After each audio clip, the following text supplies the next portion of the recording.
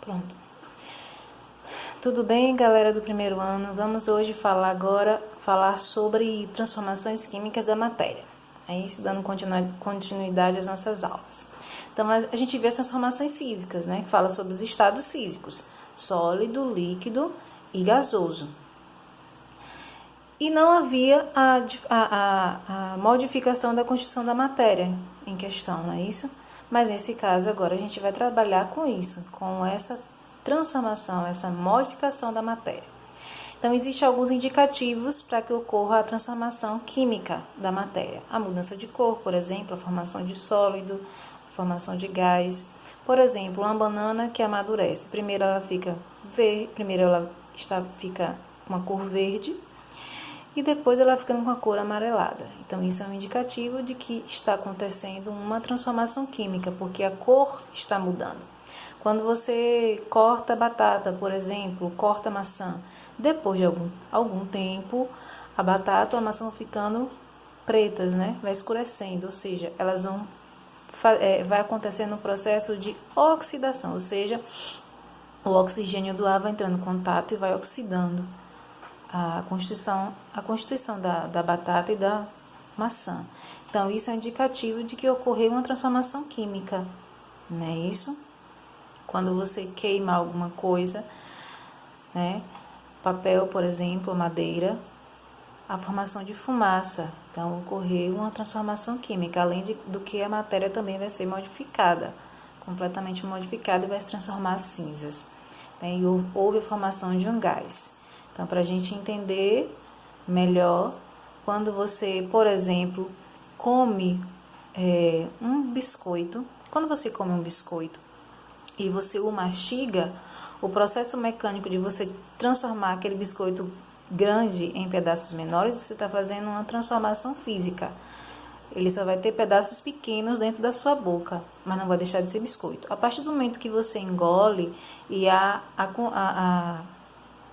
inserção da saliva nesse biscoito, e aí ele vai para o seu estômago, sofre a ação de uma série de enzimas, de proteínas, de ácidos como o ácido clorídrico, e aí o que é que vai acontecer? Ele vai deixar de ter a constituição química do biscoito e vai ter outras constituições químicas. Então, aí já passa a ser uma transformação química e não física quando estava apenas na sua boca, apenas você mastigando. É só para a gente ter uma compreensão do que é essa transformação química e transformação física, certo?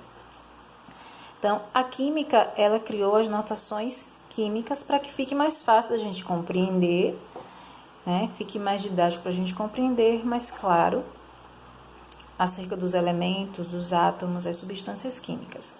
Então, todas as vezes que acontece uma transformação química, com esses indicativos, há uma reação química.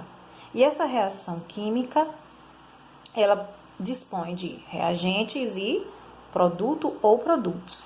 No caso aqui desse exemplo, os reagentes são sódio e cloro, e o produto a ser formado é o cloreto de sódio. Sempre nas reações químicas terá uma seta. Tudo que vem antes dessa seta é reagente, tudo que vem depois da seta é produto. A forma mais simplificada, porque ficaria bem complicado a gente estudar química tendo que anotar todos esses nomes grandes. Então, o que é que acontece? A forma mais simplificada, ela traz os nomes dos elementos químicos em siglas. Siglas estas que acompanham o latim.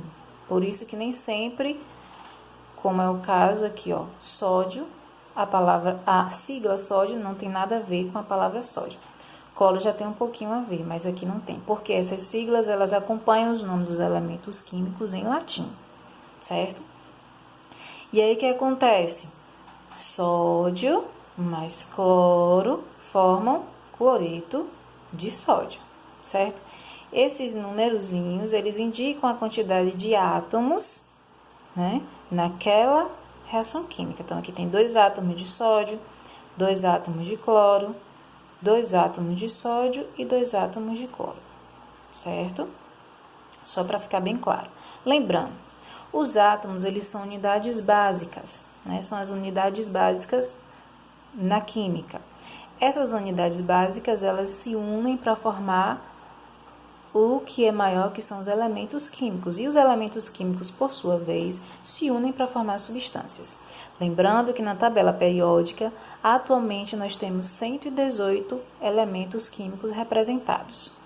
Dê uma olhadinha na sua tabela periódica para você já ir se familiarizando. E essas substâncias, esses átomos e elementos químicos, eles normalmente, quando estão dispostos nas reações, eles são colocados, é colocado o seu estado de agregação, o seu estado físico, né? Naquele momento em que ocorreu ou em que está ocorrendo a reação. Então, no caso aqui, ó, o sódio tem um Szinho aqui do lado, está dizendo que ele está no estado sólido. O cloro tem o G, está dizendo que ele está no estado gasoso. E o cloreto de sódio tem um S do lado, está dizendo que ele está no estado sólido. Então, só para a gente exemplificar aqui o resto, ó. S, sólido, L, líquido, G, gasoso, V, vapor, AQ, dissolvido em água. Então, normalmente a gente vai ter lá nos exercícios de química ou nos textos que a determinada substância está em meio aquoso. Então, significa dizer que determinada substância está dissolvida em água. E PPT, que significa precipitado, ou seja, disse que aquela substância precipitou-se para o fundo do recipiente. Certo? Então, com isso, a gente conclui a nossa aula dessa semana e as nossas atividades para a gente fazer estão nas páginas 353 e 360. Bons estudos e boa sorte!